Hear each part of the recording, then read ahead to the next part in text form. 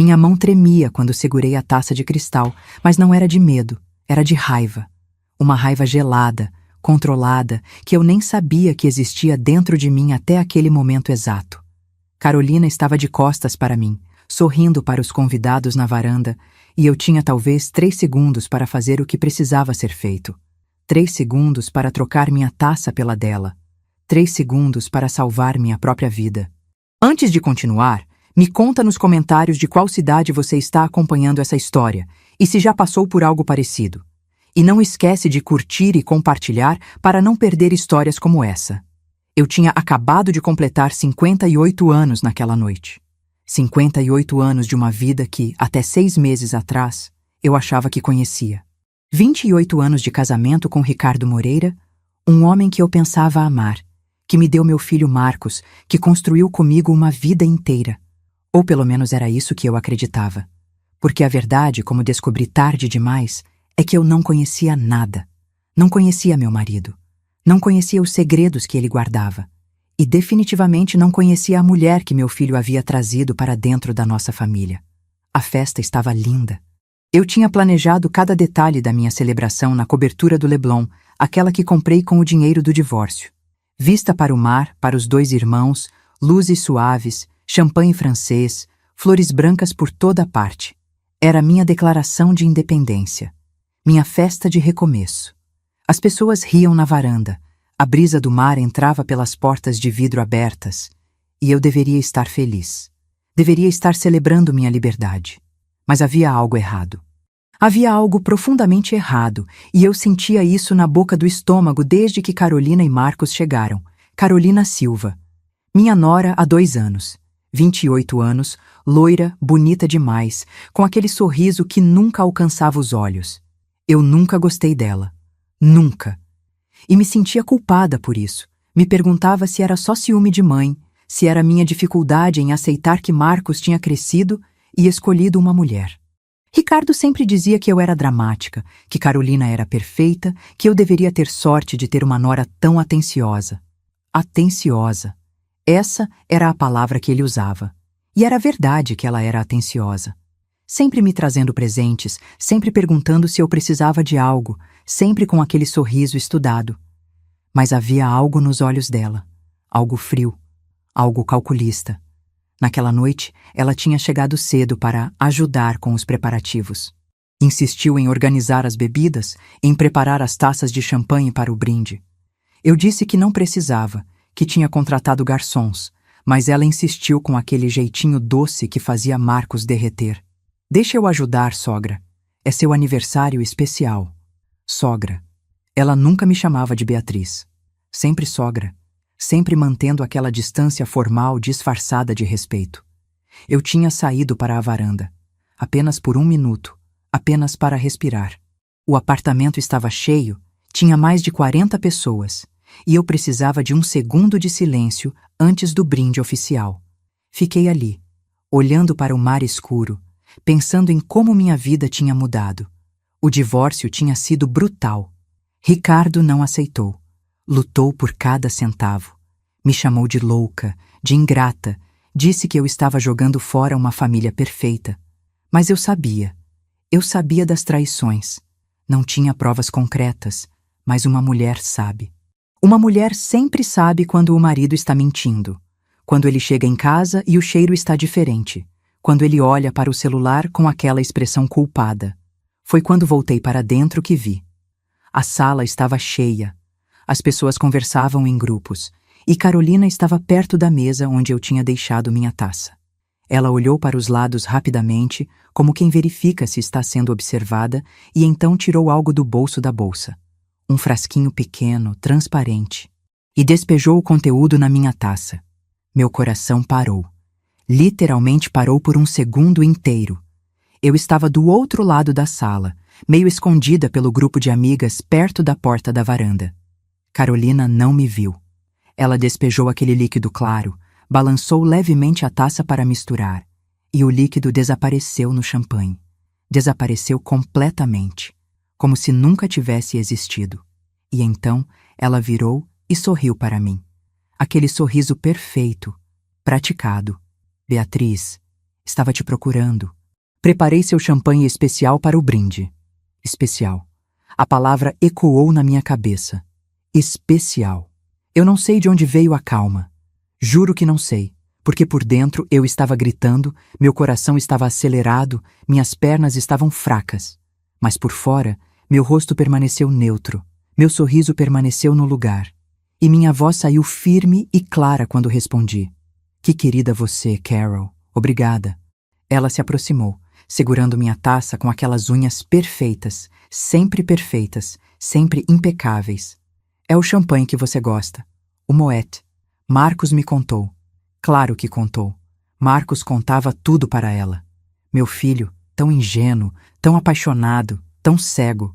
Vou só cumprimentar a Fernanda ali e já volto para o brinde, eu disse, indicando uma amiga do outro lado da sala. Carolina assentiu, colocou minha taça na mesinha de centro perto do sofá, ao lado da dela própria, e foi falar com outros convidados. Foi nesse momento que eu tomei a decisão. Não foi um pensamento racional. Foi instinto puro, instinto de sobrevivência, porque eu sabia com cada fibra do meu ser que se eu bebesse daquela taça, eu morreria. Ali, na minha própria festa, no meu aniversário de 58 anos, na minha declaração de independência. Eu me aproximei da mesinha. As duas taças estavam lado a lado, idênticas, cristal francês, cheias do mesmo champanhe dourado. A diferença era invisível, mas eu sabia qual era qual. Eu tinha visto.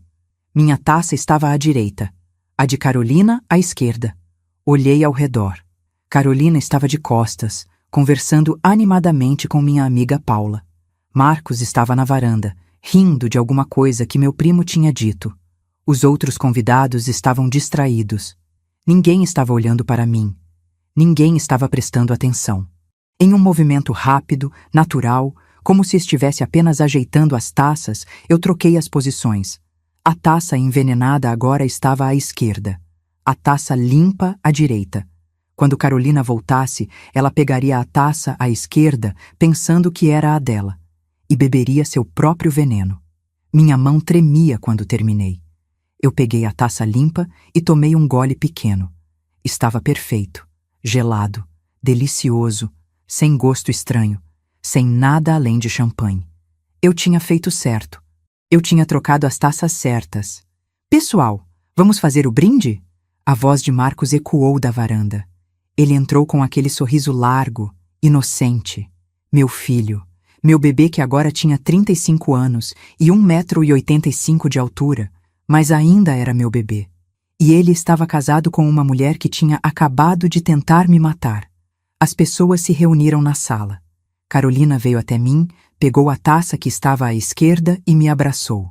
Feliz aniversário, sogra. Seu perfume era doce demais, enjoativo. Eu retribuí o abraço, sentindo meu estômago revirar. Ela estava segurando a taça envenenada. Ela ia beber. E eu ia deixar. E você, o que faria no meu lugar? Se visse alguém colocar algo na sua bebida, se soubesse que queriam te matar, você trocaria os copos? Você deixaria a pessoa beber o próprio veneno?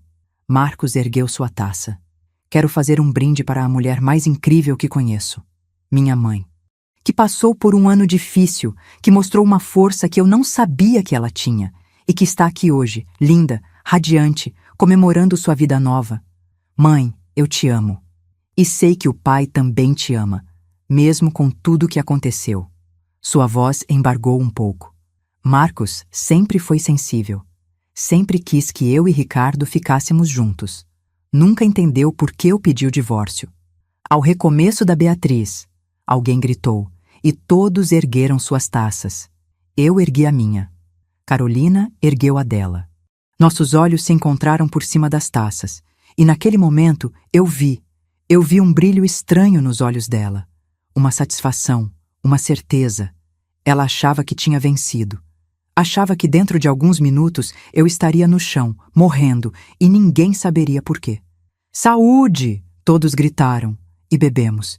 Eu bebi da minha taça limpa. Carolina bebeu da taça envenenada. Ela bebeu tudo, virou a taça inteira, com aquele sorriso vitorioso no rosto. E eu observei. Observei cada segundo. No começo, nada aconteceu. As pessoas continuaram conversando, rindo. A música tocava baixinho. Alguém pediu para tirar fotos.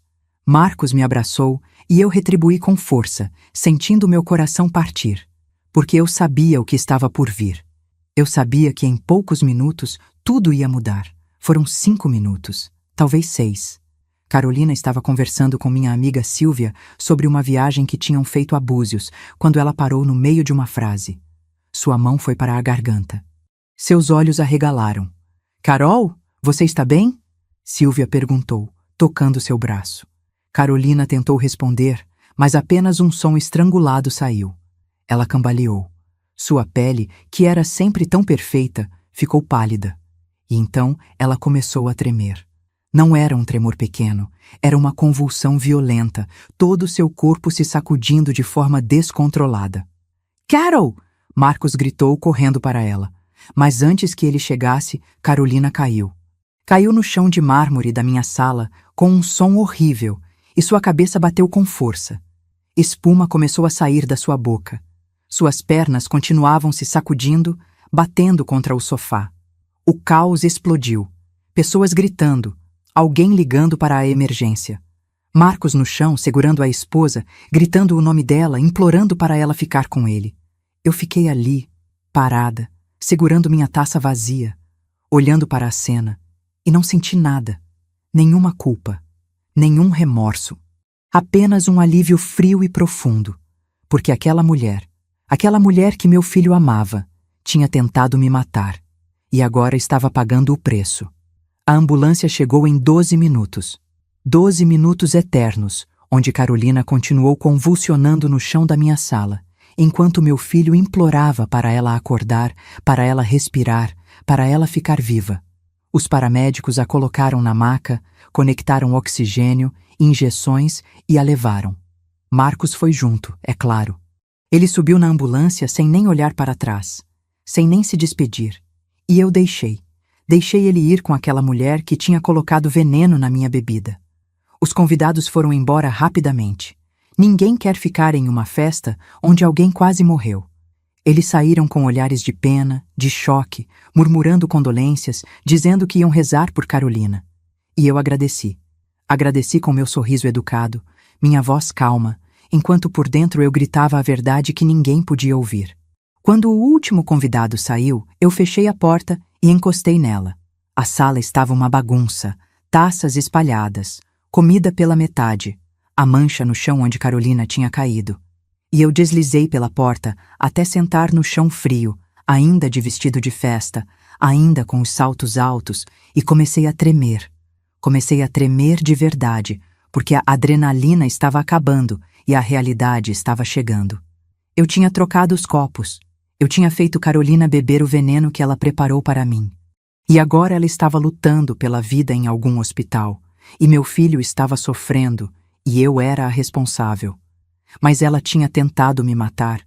Ela tinha colocado algo na minha bebida. Eu vi, com meus próprios olhos. Então por que eu me sentia assim? Por que eu me sentia tão perdida? Meu celular tocou. Era Marcos. Atendi com a mão tremendo. Mãe, sua voz estava quebrada, destruída. Carol está muito mal. Os médicos não sabem o que aconteceu. Eles estão fazendo exames. Mãe, eu não sei o que fazer. Eu vou para aí, eu disse, já me levantando. Porque, independente do que Carolina tinha feito, Marcos era meu filho. E ele estava sofrendo. E eu não podia abandoná-lo. Quando cheguei ao hospital samaritano, Marcos estava na sala de espera da UTI. Ele estava sentado com a cabeça entre as mãos e, quando me viu, se levantou e me abraçou. Me abraçou com tanta força que eu mal conseguia respirar. Mãe, eu estou com tanto medo. Eu não posso perder ela. Eu amo ela. Eu segurei meu filho e não disse nada. Porque o que eu poderia dizer? Que sua esposa tinha tentado me matar?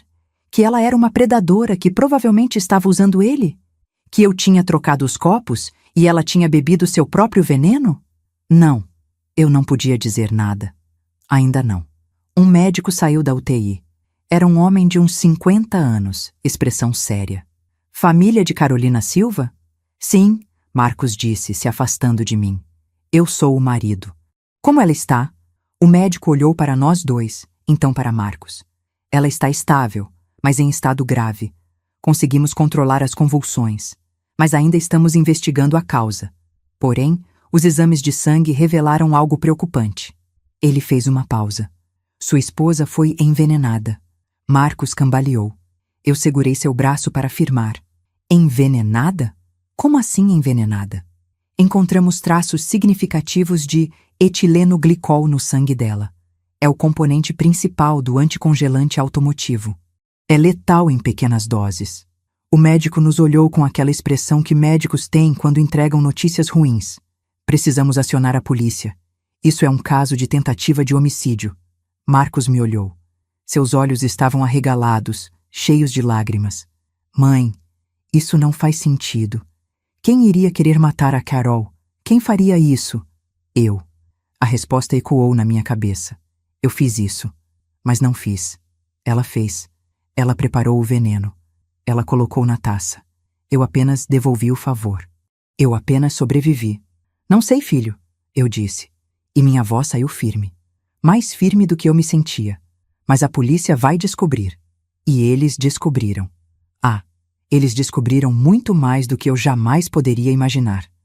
Porque Carolina Silva não era quem ela dizia ser. E o veneno na minha taça não era seu primeiro crime. Era apenas o mais recente de uma longa, longa lista. Mas eu só descobri isso depois. Depois que o delegado Silva chegou. Depois que ele me levou para uma sala privada e me fez a pergunta que mudou tudo. Senhora Beatriz, a senhora bebeu alguma coisa na festa esta noite? O delegado Silva tinha olhos cansados. Olhos de quem já viu coisas demais, já ouviu mentiras demais, já investigou crimes demais. Ele me observava daquele jeito que policiais observam, como se pudesse ler cada pensamento que passava pela minha cabeça. Estávamos em uma sala pequena no hospital, apenas nós dois, e eu podia sentir meu coração batendo tão forte que tinha certeza de que ele conseguia ouvir. Senhora Beatriz, a senhora bebeu alguma coisa na festa esta noite? A pergunta era simples, direta, mas carregada de significado, porque ele não estava perguntando por curiosidade. Ele estava perguntando porque sabia algo, ou suspeitava de algo. E eu tinha dois caminhos, mentir ou dizer a verdade. E pela primeira vez em 58 anos de vida, eu escolhi a verdade completa, sem filtros, sem proteções. Sim, eu disse, minha voz saindo mais firme do que eu esperava. Eu bebi champanhe. Da minha taça. Da sua taça, ele repetiu, anotando algo em um caderninho velho. E a senhora viu alguém mexer nas bebidas antes do brinde? Meu coração disparou. Como ele sabia? Como ele podia saber? Por que está me perguntando isso? Ele suspirou, fechou o caderninho e me olhou diretamente nos olhos. Porque encontramos traços de etilenoglicol em 2 taças de champanhe na sua casa, senhora Beatriz. Uma delas tinha uma quantidade letal. A outra tinha apenas resíduos, como se alguém tivesse despejado o líquido e depois trocado as taças. Ele fez uma pausa. Minha equipe encontrou impressões digitais da vítima em ambas as taças. E as suas impressões também, na taça envenenada e na taça limpa. O silêncio que se seguiu foi ensurdecedor. Eu podia mentir. Podia inventar uma história. Podia fingir que não sabia de nada. Mas qual era o ponto? A evidência estava ali. As impressões digitais não mentiam. E mais importante, eu não tinha feito nada errado. Eu tinha me defendido. Eu tinha sobrevivido. Eu vi ela. Eu disse finalmente. E foi como se uma represa tivesse se rompido dentro de mim. Vi Carolina colocar algo na minha taça. Ela não sabia que eu estava olhando. E quando ela me ofereceu a bebida, eu esperei ela se distrair e troquei as taças. A minha pela dela.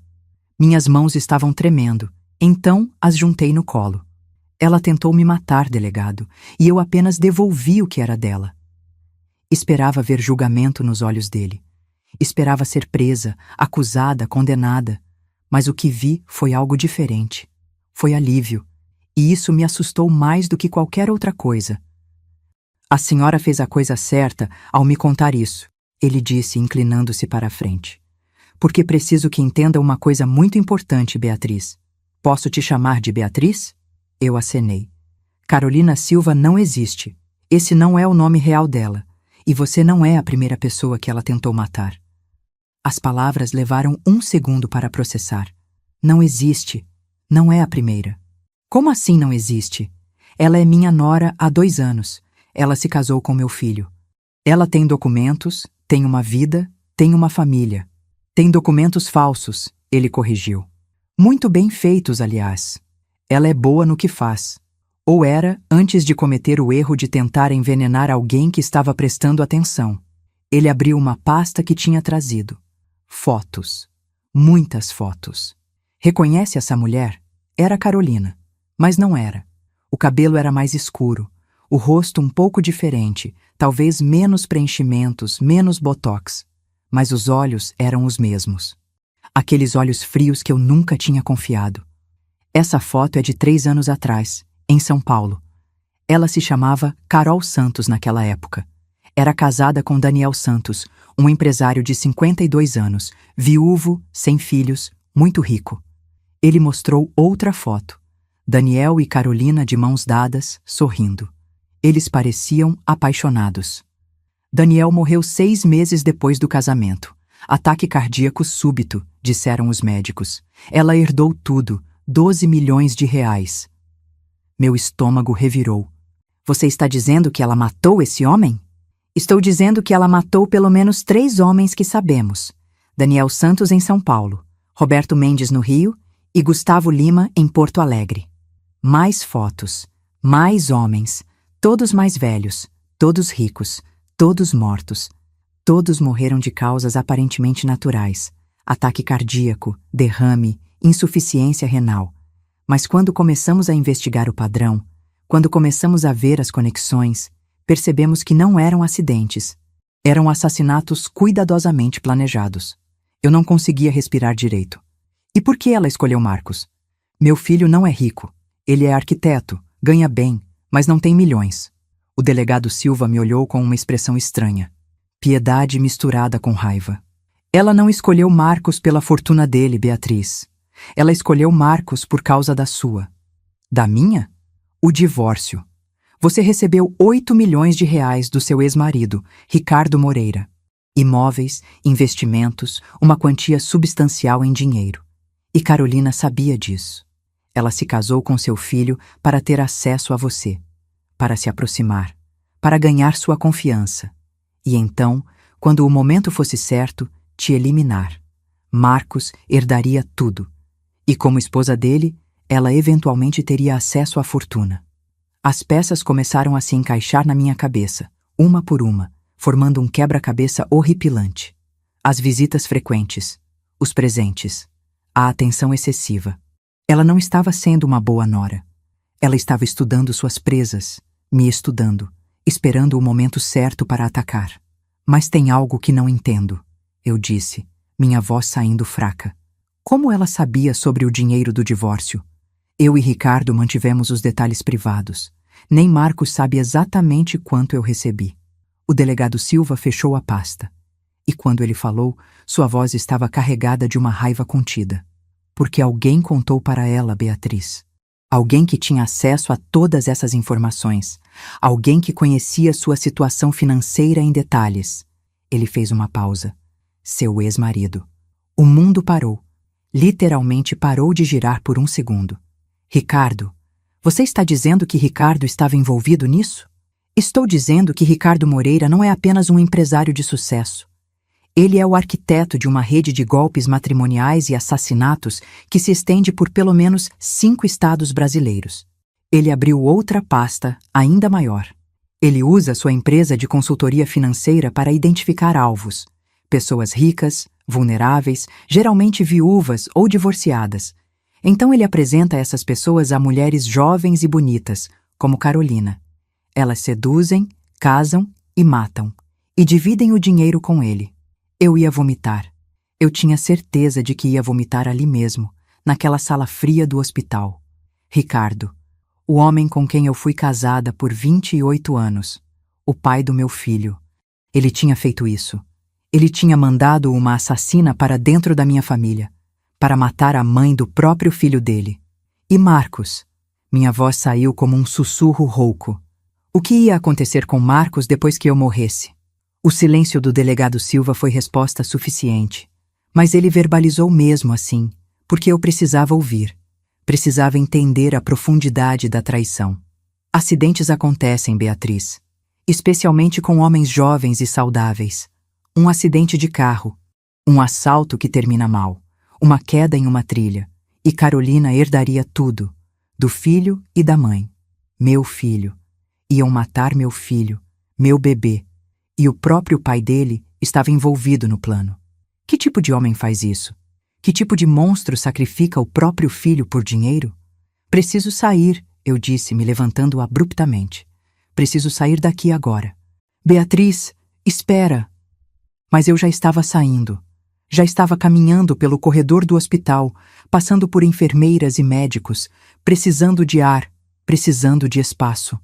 Cheguei ao estacionamento e apoiei as mãos no primeiro carro que vi, dobrando-me e deixando as lágrimas finalmente caírem. Lágrimas de raiva, de traição, de um medo tão profundo que parecia consumir tudo. 28 anos da minha vida com aquele homem. 28 anos dormindo ao lado dele, comendo com ele, criando um filho com ele. E tudo era mentira. Tudo. Beatriz? Virei e vi uma mulher se aproximando. Ela tinha uns 40 anos, cabelos escuros presos em um rabo de cavalo e olhos vermelhos de tanto chorar. Havia algo familiar nela, mas eu não conseguia identificar o quê. Desculpa te abordar assim, ela disse, parando a alguns metros de distância. Meu nome é Carmen Rodrigues e eu sei quem é Carolina, porque ela matou meu irmão. E você? Já descobriu que alguém próximo não era quem dizia ser? Já teve que encarar a verdade de que foi enganada por anos? Eu a levei para uma cafeteria 24 horas perto do hospital. Nenhuma de nós conseguiria dormir aquela noite mesmo. Pedimos café, preto e forte, e Carmen abriu uma pasta que tinha trazido. Documentos, fotos, recortes de jornal, toda uma investigação particular. Meu irmão se chamava Daniel. Ela começou, sua voz tremendo. Daniel Santos. Ele conheceu Carol em um evento de negócios em São Paulo, 3 anos atrás. Foi amor à primeira vista, pelo menos para ele. Ela era tudo o que ele sempre quis. Bonita, inteligente, atenciosa. Eles se casaram em 6 meses. Ela mostrou fotos do casamento. Carolina com um vestido branco deslumbrante, sorrindo para a câmera. E 6 meses depois do casamento, meu irmão estava morto. O delegado Silva me contou. Eu disse suavemente. Disseram que foi ataque cardíaco. Foi o que disseram. Mas Daniel era saudável. Ele corria maratonas, fazia check-up todo ano.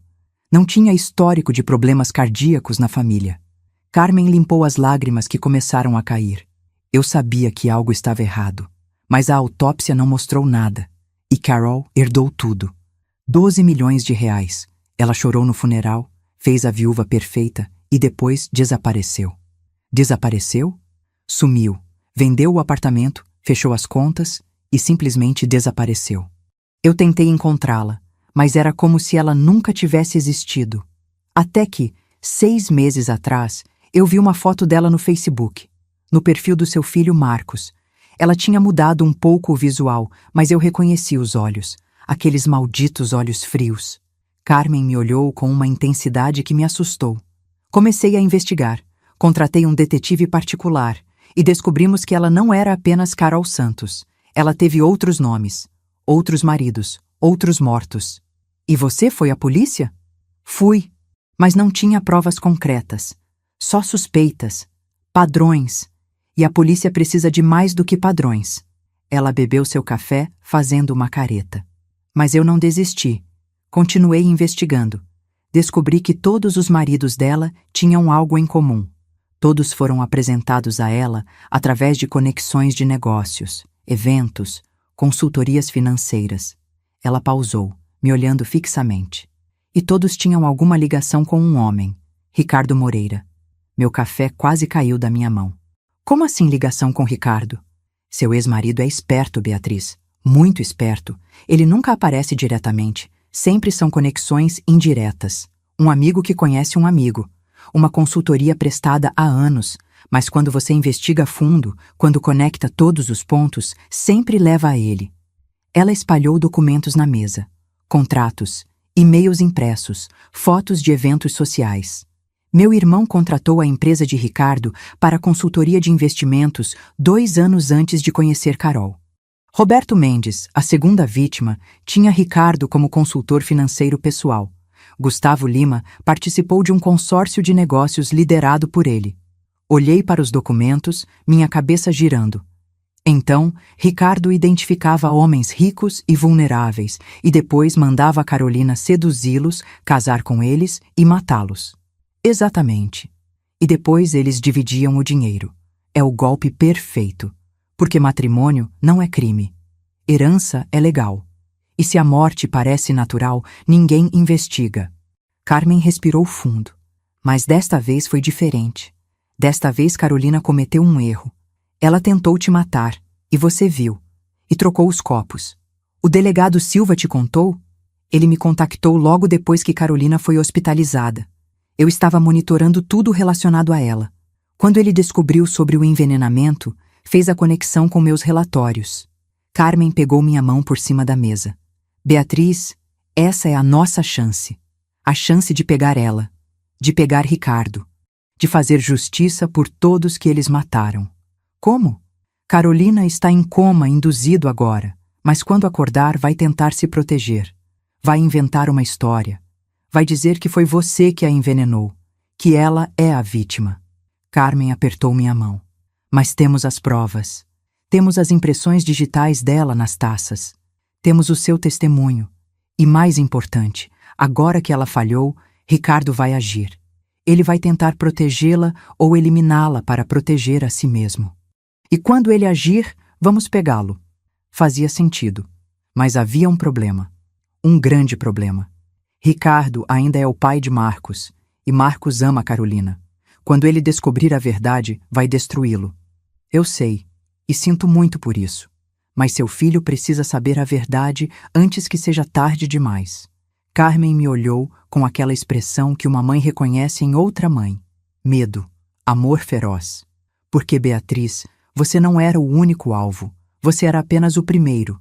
Depois de você, era a vez de Marcos.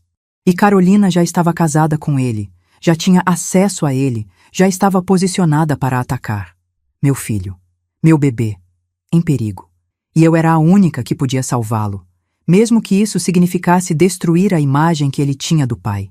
Mesmo que isso significasse quebrar seu coração. O que você precisa que eu faça? Perguntei.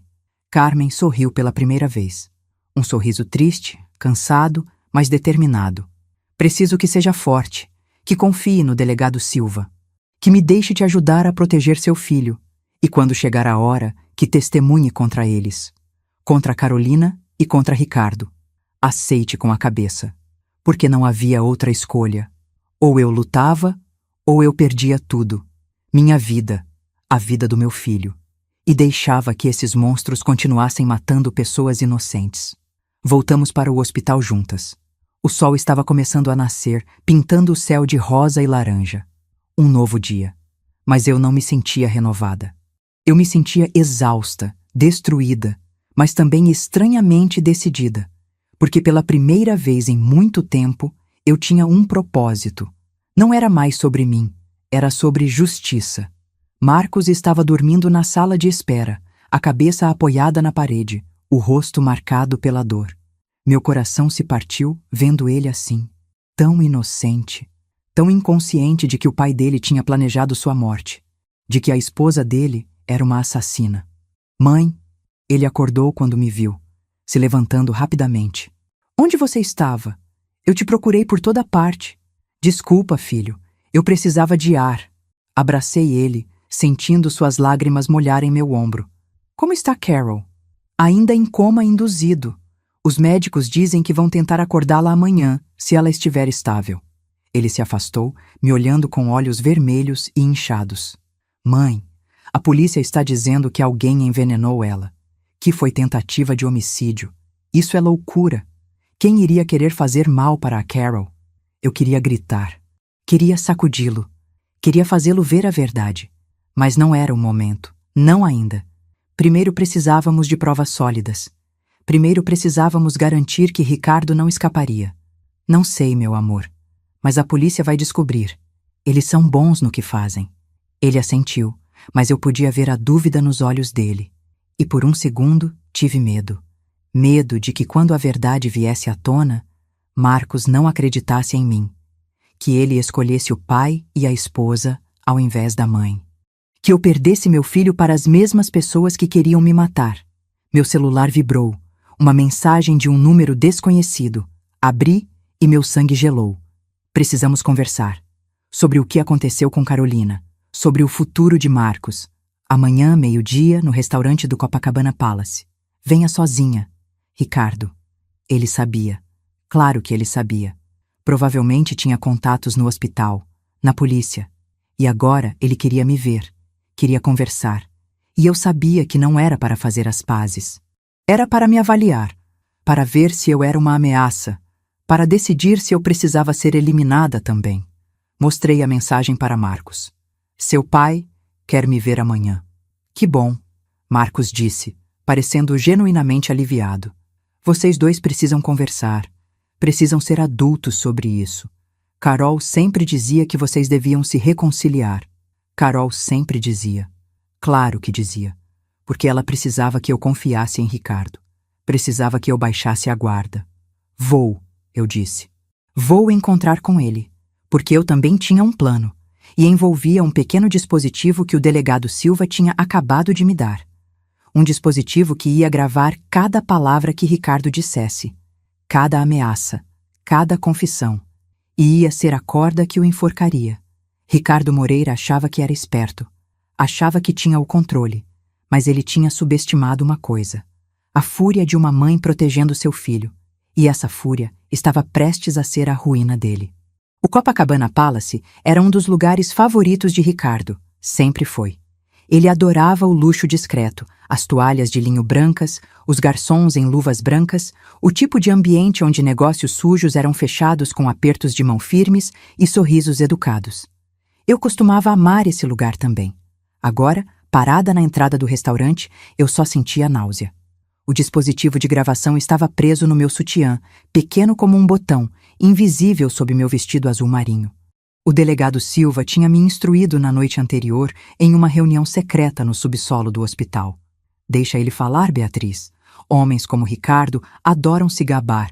Adoram mostrar o quanto são espertos. Provoca ele. Faz ele se sentir no controle. E ele vai se entregar. Fácil falar.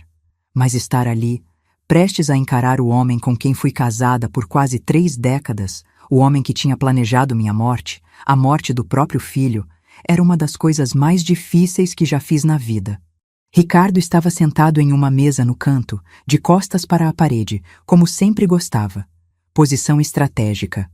Podia ver todo o restaurante. Ninguém podia surpreendê-lo. Ele estava impecável, como sempre. Terno cinza escuro, camisa branca, gravata azul, cabelos grisalhos perfeitamente penteados. Aos 60 anos, ele ainda era um homem bonito, e isso me enjoava agora, porque eu sabia o que havia por trás daquela beleza. O monstro que se escondia sob o verniz polido. Ele se levantou quando me viu, aquele sorriso charmoso que usava em reuniões de negócios. Beatriz, você está linda, o divórcio te fez bem. Sentei sem aceitar o beijo no rosto que ele ofereceu. Vamos direto ao ponto, Ricardo. Por que você me chamou aqui? Ele riu, sentando-se também, pegando o cardápio. Sempre tão direta, eu adorava isso em você. E também odiava. Ele fez sinal para o garçom. Vamos pedir primeiro. Lembro que você adora o salmão daqui. Não estou com fome. Beatriz, por favor. Somos adultos civilizados. Podemos almoçar e conversar como pessoas normais. Seus olhos encontraram os meus, e ali estava. Aquele brilho frio que eu tinha visto tantas vezes, mas nunca tinha realmente entendido. Ou prefere que eu vá direto ao assunto do que aconteceu com nossa nora? Nossa nora. Como se ela fosse parte da família. Como se ele não tivesse mandado ela me matar. O que você quer saber sobre Carolina? Perguntei, mantendo minha voz calma. Provocando, como o delegado Silva tinha instruído. Quero saber por que ela está em coma em um hospital, envenenada, depois de beber champanhe na sua festa. Ele se inclinou para a frente e sua máscara de civilidade escorregou um pouco. Quero saber o que você fez, Beatriz. Eu? Fingi surpresa. Por que eu faria algo com Carolina? Não brinque comigo. Sua voz saiu baixa, ameaçadora. Eu sei que você viu. Sei que você trocou as taças. E preciso saber o que você vai fazer agora. Meu coração acelerou, mas eu mantive a expressão neutra. Não sei do que você está falando. Ricardo riu, mas não havia humor nenhum ali. Você acha que sou idiota? Você acha que não tenho pessoas me informando? Sei das impressões digitais, sei que a polícia está investigando, sei que você conversou com o delegado Silva.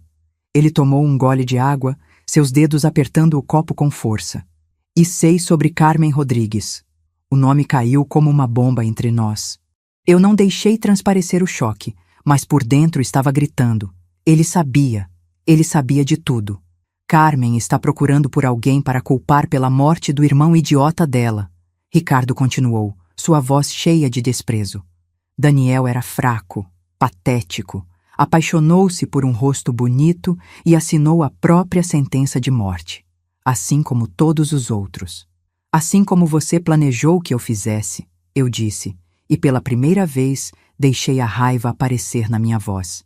Você mandou Carolina se casar com nosso filho. Você deu informações sobre mim para ela. Você planejou minha morte, Ricardo, a morte da mãe do seu filho. Ele me olhou como se eu fosse uma criança tola. E você acha que eu fiz isso por quê? Por maldade? Por vingança? Não, Beatriz, eu fiz porque você me tirou 8 milhões de reais. 8 milhões que eram meus, que eu construí, que eu ganhei.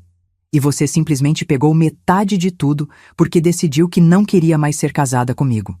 A raiva estava ali agora, crua e feia. Então sim, eu planejei recuperar o que é meu.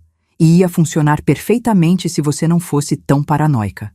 E Marcos? Minha voz saiu como um sussurro rouco. O que ia acontecer com ele? O silêncio que se seguiu foi a resposta. Ricardo não disse nada, apenas me olhou com aqueles olhos frios. E eu entendi. Entendi que para ele, Marcos não era um filho. Era apenas um obstáculo. Uma peça no jogo que precisava ser removida. Você ia matar seu próprio filho pelo dinheiro. Não era uma pergunta. Era uma afirmação. Acidentes acontecem. Ricardo disse com uma casualidade que me fez querer vomitar. Especialmente com arquitetos que trabalham em canteiros de obras. Uma queda, um acidente com equipamento pesado. É trágico. Mas acontece. Ele tomou outro gole de água. E Carol seria a viúva devastada. Herdaria tudo. E dividiria comigo, como sempre dividiu. Você é um monstro. Sou um homem de negócios, ele corrigiu. E você estragou tudo. Agora Carol está em coma, a polícia está investigando e Carmen está reunindo provas. Então preciso saber, Beatriz. Você vai cooperar com a polícia? Vai testemunhar contra Carol? Contra mim? Aqui estava. O momento que o delegado Silva tinha dito que viria. Ricardo querendo saber se eu era uma ameaça que precisava ser eliminada. E se eu disser que sim? Provoquei. Se eu disser que vou contar tudo para a polícia? Que vou testemunhar? Que vou garantir que você e Carolina passem o resto das suas vidas podres na cadeia? Ricardo sorriu. E aquele sorriso me assustou mais do que qualquer ameaça verbal.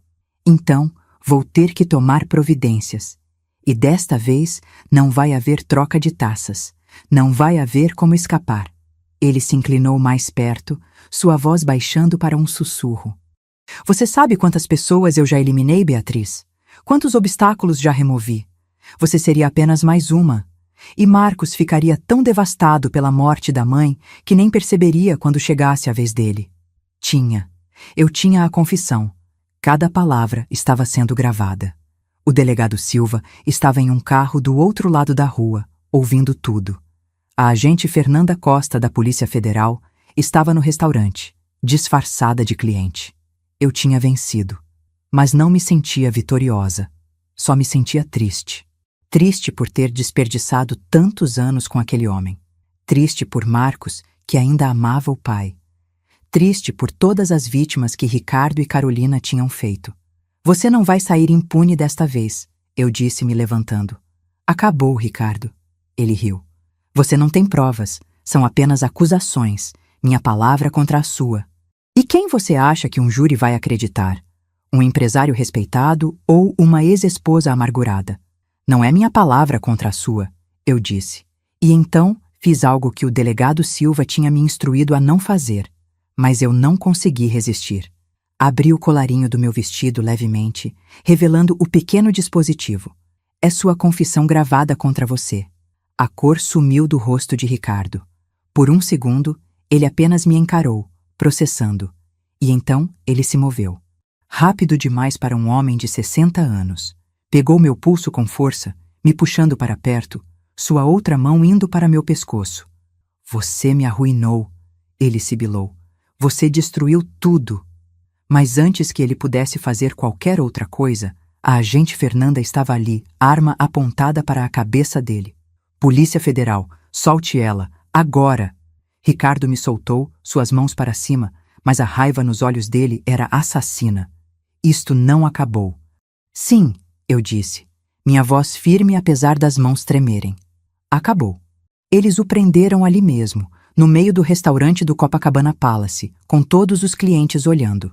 Algemas de prata nos pulsos de Ricardo Moreira, um dos empresários mais respeitados do Rio de Janeiro. E eu assisti tudo, sem sentir nada, além de um vazio imenso. O delegado Silva veio até mim quando eles levaram Ricardo. Você foi incrível, Beatriz. A gravação está perfeita. Temos confissão de homicídio, conspiração, ameaças. Ele não vai sair da cadeia nunca mais. E Carolina? Ela acordou hoje de manhã. E quando souber que Ricardo foi preso, vai tentar fazer um acordo. Criminosos como ela sempre fazem. Vão implicar uns aos outros para reduzir a pena. Ele tocou meu ombro gentilmente. Você salvou muitas vidas hoje, inclusive a do seu filho. Marcos. Eu precisava contar para Marcos, e essa seria a parte mais difícil de todas. Encontrei meu filho no hospital, na sala de espera da UTI. Ele estava com a cabeça entre as mãos, e quando me viu, se levantou correndo. Mãe, Carol acordou. Ela está confusa, mas está viva. Os médicos dizem que ela vai se recuperar. Meu coração se partiu, porque eu sabia que nas próximas horas o mundo de Marcos ia desmoronar, e eu ia ser quem ia destruir tudo. Marcos, preciso falar com você, em particular. Fomos para uma sala vazia. Fechei a porta. E então, com a voz mais firme que consegui reunir, contei tudo. Sobre Carolina colocando veneno na minha taça. Sobre eu trocar os copos. Sobre a rede de assassinatos. Sobre os outros maridos mortos. E a parte mais difícil de todas. Sobre o envolvimento de Ricardo. Sobre o plano de matar a mim e a ele. Marcos ouviu em silêncio. E quanto mais eu falava, mais ele ia ficando pálido, mais suas mãos tremiam. Quando terminei, ele apenas me olhou, e havia tanta dor naqueles olhos que eu mal conseguia suportar. Você está dizendo, sua voz saiu quebrada, que minha esposa é uma assassina e que meu pai mandou ela me matar. Sim. E você tem provas disso? Mostrei a ele tudo. As fotos que Carmen tinha reunido, a gravação da confissão de Ricardo, os relatórios da polícia, as impressões digitais, tudo. Marcos olhou para cada prova, suas mãos tremendo cada vez mais. E então, ele simplesmente desmoronou. Caiu de joelhos no chão, soluçando, fazendo sons que nunca tinha ouvido meu filho fazer. Sons de dor pura, de traição absoluta, de um mundo inteiro desmoronando. Eu me ajoelhei ao lado dele e o abracei. E nós ficamos ali, no chão daquela sala de hospital, mãe e filho, chorando juntos por tudo que tínhamos perdido. Pela inocência perdida, pela família destruída, pelas mentiras que tinham moldado nossas vidas. Eu amava ela. Marcos sussurrou entre soluços. Eu realmente amava ela, mãe. Eu sei, meu amor, eu sei. E era isso que tornava tudo ainda mais cruel. O amor de Marcos era real, mas o de Carolina nunca foi.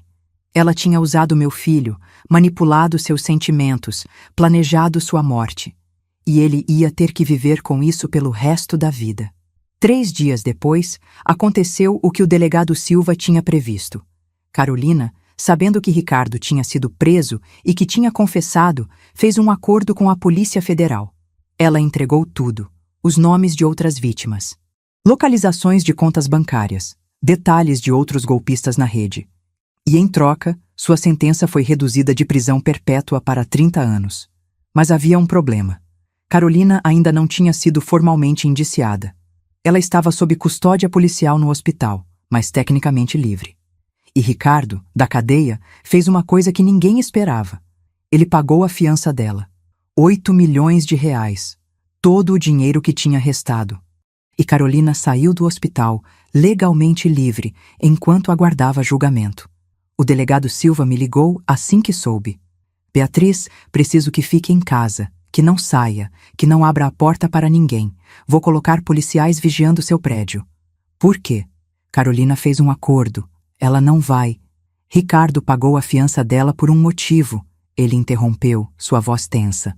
Ele quer uma última chance de silenciar você, de eliminar a única testemunha que pode realmente destruí-lo. E Carolina deve a ele. Ela vai cumprir. Desliguei o telefone, minhas mãos tremendo. Olhei ao redor da minha cobertura no Leblon, que tinha sido meu santuário, minha declaração de independência. E agora era minha armadilha. A campainha tocou. Meu coração parou. Fui até o interfone, minhas pernas fracas. Quem é? Sou eu, mãe. Marcos. Deixa eu subir. Preciso falar com você. Marcos. Era só Marcos.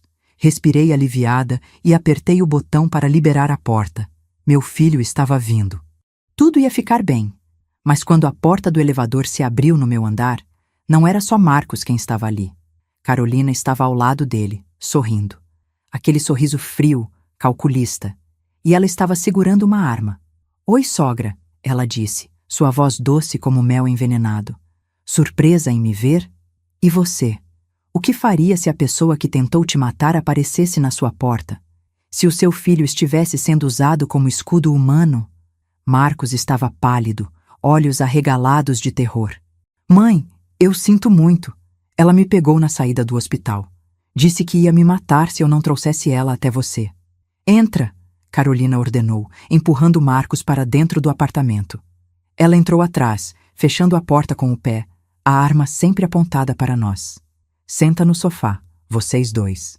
Sentamos. Marcos estava tremendo tanto que eu podia ouvi-lo. Coloquei minha mão sobre a dele, apertando, tentando confortá-lo mesmo sabendo que talvez fossem nossos últimos momentos juntos. Carolina ficou em pé na frente de nós, a arma apontada para minha cabeça. Você me arruinou, Beatriz. Arruinou tudo. Eu tinha um plano perfeito. Ia ficar rica. Ia viver bem pelo resto da minha vida. E você estragou tudo por ser paranoica e trocar uma maldita taça. Você tentou me matar, eu disse, minha voz saindo mais firme do que eu me sentia. O que você esperava que eu fizesse?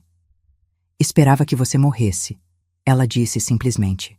Como todos os outros morreram. Rápido, sem dor, sem drama.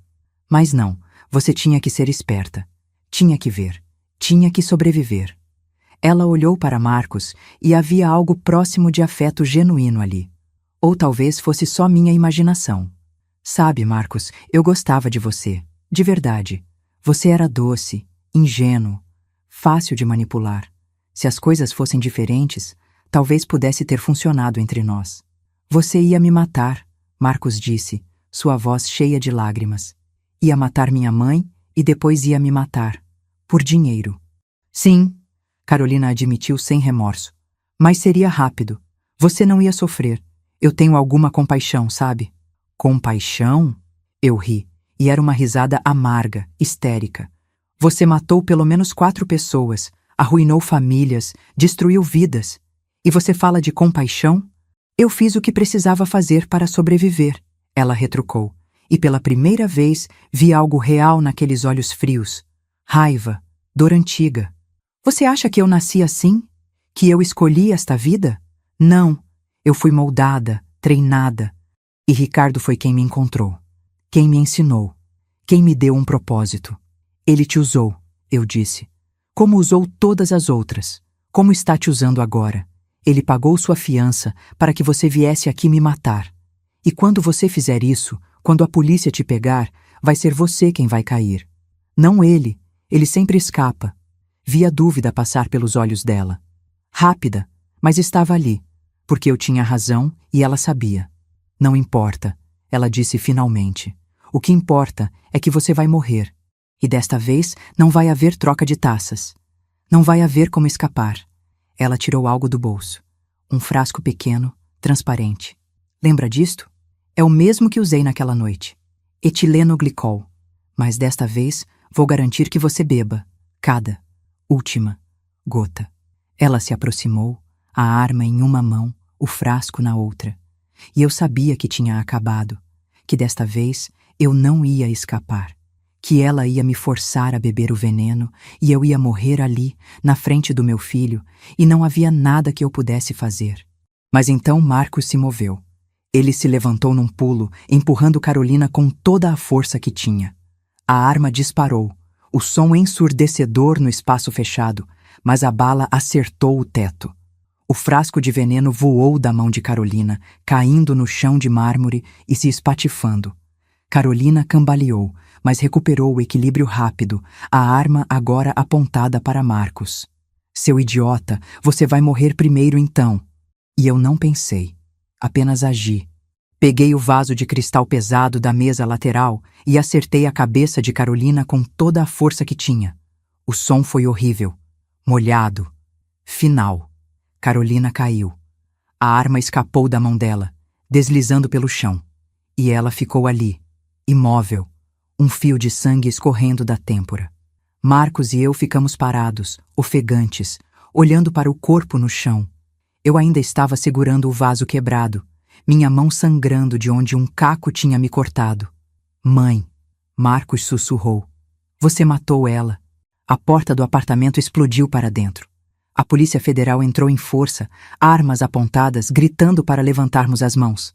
O delegado Silva estava com eles e a agente Fernanda. Ela invadiu.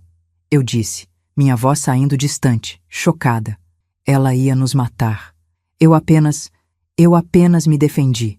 Fernanda já estava no chão, checando o pulso de Carolina. Ela está viva, mal, mas viva. Ela ligou o rádio. Precisamos de uma ambulância, agora. Sentei no sofá, ainda segurando o vaso quebrado, vendo tudo acontecer como se fosse um filme. Policiais por toda parte, fotografando a cena, coletando a arma, o frasco quebrado de veneno. Marcos sentado ao meu lado, tremendo, em choque. Acabou, o delegado Silva disse, sentando na frente de mim. Desta vez acabou de verdade, Beatriz. Temos ela em flagrante. Invasão, tentativa de homicídio, porte ilegal de arma, e temos tudo gravado. Ele apontou para as câmeras de segurança que eu tinha instalado depois do divórcio. Cada segundo. Acabou. As palavras ecoaram na minha cabeça. Acabou. Mas quando olhei para meu filho, vi que nada tinha realmente acabado. Porque Marcos nunca seria o mesmo. Eu nunca seria a mesma. Nossas vidas tinham sido destruídas, despedaçadas, e os cacos nunca se encaixariam da mesma forma novamente. Carolina sobreviveu. Claro que sobreviveu. Pessoas como ela sempre sobrevivem. Mas dessa vez, não havia saída. Não havia acordo. Não havia fiança. Ela foi diretamente para uma cela de segurança máxima, onde esperaria julgamento por múltiplos assassinatos. E Ricardo, quando soube que seu último plano tinha falhado, finalmente desmoronou. Confessou tudo. Cada crime, cada vítima, cada centavo roubado. 17 mortes ao longo de 8 anos. Uma rede que se estendia por 5 estados brasileiros. O julgamento foi uma mídia circus. Todos os canais cobriram. A assassina linda e seu mentor diabólico. A ex-esposa que sobreviveu trocando os copos. O filho inocente preso no meio. Era a história que todo mundo queria ouvir. Mas para mim, não era uma história. Era minha vida. E ela estava em pedaços. 1 ano. 1 ano inteiro desde a noite em que troquei as taças. 1 ano desde que meu mundo desmoronou e foi reconstruído, peça por peça, em algo completamente diferente. Algo mais forte. Algo real. Estou sentada na varanda da minha cobertura, a mesma onde tudo começou, olhando para o mar. O sol está se pondo, pintando o céu de tons laranjas e rosas, e eu deveria estar em paz. O julgamento acabou. Carolina e Ricardo foram condenados. A rede inteira de assassinos foi desmantelada. Justiça foi feita. Mas paz? Paz é algo que ainda estou aprendendo a sentir. O julgamento durou 3 meses. 3 meses de depoimentos, de provas apresentadas, de fotos de vítimas projetadas em telas enormes. 3 meses de sentar naquele banco de testemunhas e contar, uma e outra vez, como vi Carolina colocar veneno na minha taça. Como troquei os copos. Como salvei minha própria vida. A defesa de Carolina tentou me pintar como a vilã. Como uma sogra ciumenta que envenenou a própria nora e depois inventou uma história elaborada para se proteger. Eles disseram que eu era uma mulher amargurada pelo divórcio, que queria destruir a felicidade do filho, que tinha inventado tudo. Mas a verdade tinha um peso que mentiras não conseguem carregar. As impressões digitais de Carolina em ambas as taças. As vítimas anteriores. O testemunho de Carmen Rodrigues. A gravação da confissão de Ricardo. O vídeo de segurança da invasão à minha casa, mostrando Carolina com uma arma e um frasco de veneno. E mais importante, as outras vítimas que começaram a aparecer. Não apenas os mortos, mas os que sobreviveram. Uma mulher em Belo Horizonte que tinha se casado com um homem apresentado por Ricardo e na lua de mel quase morreu de uma alergia alimentar inexplicável. Um homem em Porto Alegre que tinha desconfiado da namorada nova e contratado um detetive particular, descobrindo sua identidade falsa antes que fosse tarde demais. Histórias, tantas vidas quase destruídas, tantas famílias despedaçadas. No final, levou apenas 4 horas para o júri decidir. Culpados. Em todas as acusações. Ricardo Moreira. 17 acusações de homicídio premeditado, conspiração, fraude, lavagem de dinheiro. Carolina Silva, ou qualquer que fosse seu nome real. 4 acusações de homicídio, múltiplas tentativas de homicídio, invasão de domicílio, porte ilegal de arma, prisão perpétua para ambos, sem possibilidade de liberdade condicional. Eu estava na sala do tribunal quando a sentença foi lida. Marcos estava ao meu lado, segurando minha mão com tanta força que meus dedos ficaram dormentes. E quando o juiz bateu o martelo, quando disse culpados, senti algo se quebrar dentro de mim. Não era alívio, não era satisfação, era apenas vazio. Porque sim, justiça foi feita. Mas Daniel Santos ainda estava morto, Roberto Mendes ainda estava morto, Gustavo Lima e todos os outros ainda estavam mortos. E nenhuma sentença, por mais severa que fosse, ia trazê-los de volta. Carolina me olhou quando a levavam para fora da sala, algemada. E pela primeira vez vi algo real naqueles olhos frios. Medo. Ela tinha medo. Ia passar o resto da vida em uma cela, e ela sabia. Toda a beleza, todo o charme, todo o veneno que tinha usado como armas não serviam para nada agora. Ricardo nem olhou para mim, nem para Marcos. Ele saiu de cabeça baixa, um homem de 61 anos que parecia ter 80. Quebrado, destruído. E eu não senti pena, nem um pouco. Os meses que se seguiram foram de reconstrução. Marcos se divorciou de Carolina, claro. O processo foi rápido, considerando as circunstâncias. Ela não contestou. Não havia ponto em contestar. Ela estava em uma prisão de segurança máxima, esperando ser transferida para o Presídio Federal, onde passaria o resto de sua vida. Meu filho se mudou temporariamente para minha casa. Ele não conseguia ficar no apartamento que tinha compartilhado com Carolina. Todas as memórias eram contaminadas agora. Cada canto tinha a presença dela, o cheiro dela. As mentiras dela. Ele estava destruído. Tem noites que eu acordava e o encontrava sentado na varanda, olhando para o nada, lágrimas silenciosas escorrendo pelo rosto. Noites em que ele precisava falar, desabafar, tentar entender como tinha sido tão cego, como não tinha visto os sinais. Mãe, ele me disse uma noite, sua voz quebrada pela dor. Eu amava ela.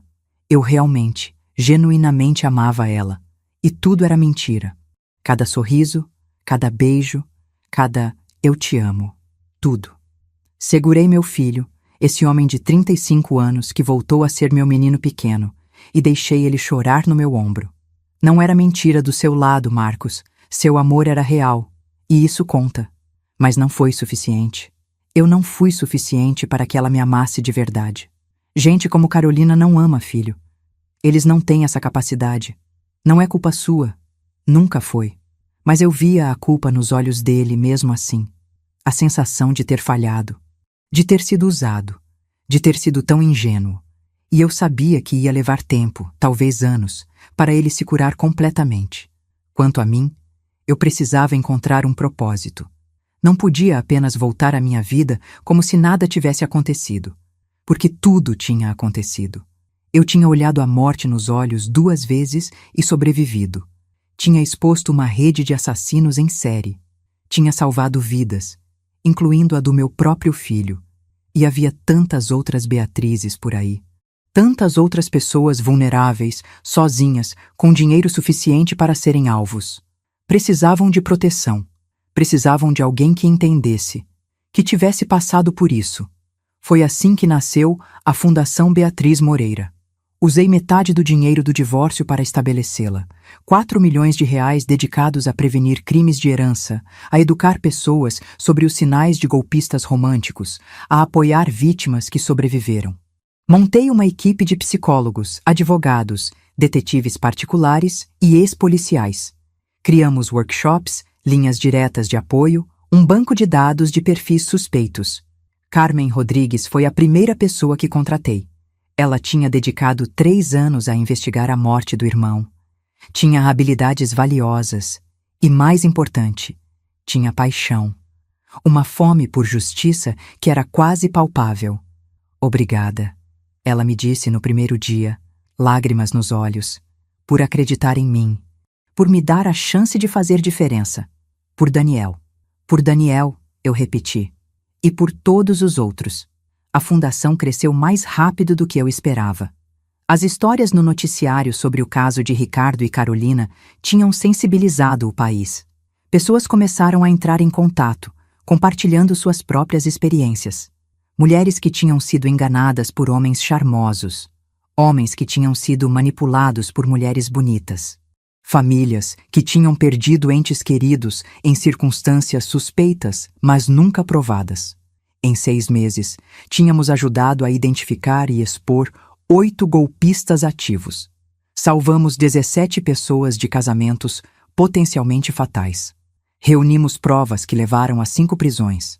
E cada vida salva, cada golpista exposto, me dava um senso de propósito que nunca tinha sentido antes. Não era mais sobre mim. Não era mais sobre minha dor, minha traição, meu trauma. Era sobre usar tudo isso para algo maior. Marcos começou a se curar também. Lentamente, dolorosamente, mas começou. Ele voltou ao trabalho, retomou projetos que tinha abandonado. Começou terapia, algo que relutou no início, mas que fez toda a diferença. E aos poucos, vi meu filho voltar. Não o mesmo de antes. Ninguém passa por algo assim e fica o mesmo, mas uma versão mais forte, mais consciente. E então, ele conheceu Sara. Sara Costa, a irmã mais nova da agente Fernanda.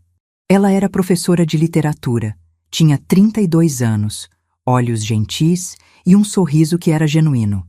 Sem máscaras, sem cálculos. Apenas bondade real. Eles se conheceram em um evento da fundação, 6 meses após o julgamento. Sara tinha ido apoiar a irmã, que estava fazendo uma palestra sobre como identificar comportamentos predatórios. E Marcos estava lá porque eu tinha implorado para ele ir, dizendo que precisava do apoio dele. Eu os vi conversando no canto da sala. A forma como Marcos sorria, um sorriso pequeno mas real, o primeiro que eu tinha visto em meses. A forma como Sara o olhava, sem julgamento, apenas com compreensão. E soube que algo estava começando. Eles levaram tempo. Marcos não queria se apressar. Tinha medo de cometer os mesmos erros. Mas Sara foi paciente. Foi honesta. E aos poucos, meu filho se permitiu amar novamente. Amar de verdade, sem medo, sem paranoia. Eles se casaram 3 meses atrás. Uma cerimônia pequena, íntima, Apenas família próxima e amigos. Nada como o casamento ostentoso que Marcos teve com Carolina. Isso era real. Era singelo. Era perfeito. Quando Marcos me levou ao altar para a dança tradicional de mãe e filho, ele sussurrou no meu ouvido: "Obrigado, mãe, por me salvar, por não desistir de mim, por me mostrar que ainda existe amor verdadeiro no mundo." Eu chorei. Chorei todas as lágrimas que tinha segurado por meses. Chorei de alívio, de amor, de gratidão, porque meu filho estava bem. Meu filho tinha sobrevivido. Ia ter a vida feliz que merecia. Hoje marca um ano exato desde a festa, desde a noite que mudou tudo. E estou aqui, na varanda, pensando em tudo que aconteceu, em tudo que perdi e tudo que ganhei. Perdi 28 anos da minha vida com um homem que era um estranho. Perdi a inocência. Perdi a capacidade de confiar facilmente. Perdi a versão de mim que acreditava que o mundo era um lugar seguro. Mas ganhei força. Ganhei propósito. Ganhei a certeza de que posso confiar nos meus instintos. Ganhei uma relação ainda mais profunda com meu filho. Ganhei a oportunidade de salvar vidas, de fazer diferença real no mundo. E mais importante, ganhei a mim mesma. A verdadeira Beatriz, não a esposa de Ricardo ou a mãe de Marcos, mas apenas Beatriz. Uma mulher de 59 anos que sobreviveu ao pior e saiu mais forte do outro lado. Meu celular vibra. É uma mensagem de Carmen. Conseguimos! A mulher em Brasília acreditou em nós. Deixou o noivo. Encontramos 3 vítimas anteriores dele. Estamos acionando a Polícia Federal. Sorrio. Mais uma vida salva. Mais uma vitória contra os predadores que acham que podem usar amor como arma. Outra mensagem, desta vez de Marcos. Mãe, janta hoje? Sara está fazendo lasanha. Tem novidade para te contar. Um emoji de coração. E depois, te amo. Te amo. 2 palavras que significam tudo. Especialmente quando são verdadeiras. Respondo às mensagens, salvo o telefone e volto a olhar para o mar. O sol já se pôs completamente, e o céu está escuro, salpicado de estrelas. Uma brisa suave traz o cheiro de sal e oceano. E pela primeira vez em um ano, sinto algo que pensei ter perdido para sempre. Paz. Verdadeira paz. Não é que a dor tenha ido embora. Ela ainda está aqui, uma parte permanente de mim agora. As cicatrizes da traição, do trauma, do medo, elas sempre estarão aqui, mas aprendi a viver com elas. Aprendi que cicatrizes não são sinais de fraqueza, mas de sobrevivência, de batalhas vencidas, de força. Penso em todas as vezes que poderia ter morrido naquele ano. A taça envenenada, a invasão de Carolina com a arma, as ameaças de Ricardo. Qualquer uma dessas coisas poderia ter me matado. Deveria ter me matado. Mas estou aqui, respirando, viva, forte. E tem algo poderoso nisso. Algo libertador em saber que olhei a morte nos olhos e escolhi viver. Que lutei quando seria mais fácil desistir. Que protegi meu filho quando o próprio pai dele quis destruí-lo. Sou uma sobrevivente. E tem dignidade nisso. Tem força nisso. Tem propósito nisso. A campainha toca. Fernanda provavelmente vindo para nossa reunião mensal sobre a fundação. Ela se tornou uma grande amiga neste ano. Alguém que entende a escuridão que vi porque ela mesma vê todos os dias em seu trabalho. Mas antes de abrir a porta, pego meu diário. Comecei a escrever depois do julgamento, por recomendação da minha terapeuta. Uma forma de processar, de organizar os pensamentos, de deixar a dor sair. Abro em uma página nova e escrevo. 1 ano depois. 59 anos de idade. E pela primeira vez na minha vida, sei exatamente quem sou. Não sou definida pelo meu casamento, ou pelo meu divórcio, ou pelo que me fizeram. Sou definida pelo que fiz com tudo isso. Pela forma como escolhi me levantar. Pela forma como escolhi lutar. Pela forma como escolhi transformar trauma em propósito. Carolina e Ricardo tiraram muitas coisas de mim. Minha inocência, minha confiança, anos de paz. Mas não tiraram o que importa. Não tiraram minha humanidade, minha capacidade de amar, minha força. Essas coisas ainda são minhas, sempre foram, e sempre serão. Sou Beatriz Moreira, tenho 59 anos. Sou sobrevivente, mãe, fundadora, guerreira, e esta é minha história. Não a história de como quase morri, mas a história de como escolhi viver. Fecho o diário e vou abrir a porta. A vida continua, e eu também, porque no final não importa o que tentam fazer com você, não importa o veneno que colocam na sua taça. O que importa é que você viu, que você agiu, que você sobreviveu. E se você está lendo isto e passou por algo parecido, quero que saiba, você não está sozinho. A dor é real, o trauma é real, a traição corta fundo. Mas você é mais forte do que pensa, mais forte do que eles quiseram que você fosse. Confie nos seus instintos. Quando algo parece errado, provavelmente está. Quando alguém é bom demais para ser verdade, geralmente é. Proteja-se. Proteja quem você ama. E nunca, nunca tenha vergonha de ter sido enganado. Porque o problema não é sua bondade, sua confiança, seu amor. O problema é a maldade deles. E se você é como eu, se sobreviveu ao pior e está tentando reconstruir, saiba que é possível. Não será fácil, não será rápido, mas é possível. Você pode transformar a dor em propósito. Pode usar suas cicatrizes para ajudar outros. Pode escolher viver, realmente viver, apesar de tudo. Porque no final, a maior vingança não é destruí-los. É construir uma vida tão boa, tão verdadeira, tão cheia de propósito, que eles se tornam irrelevantes.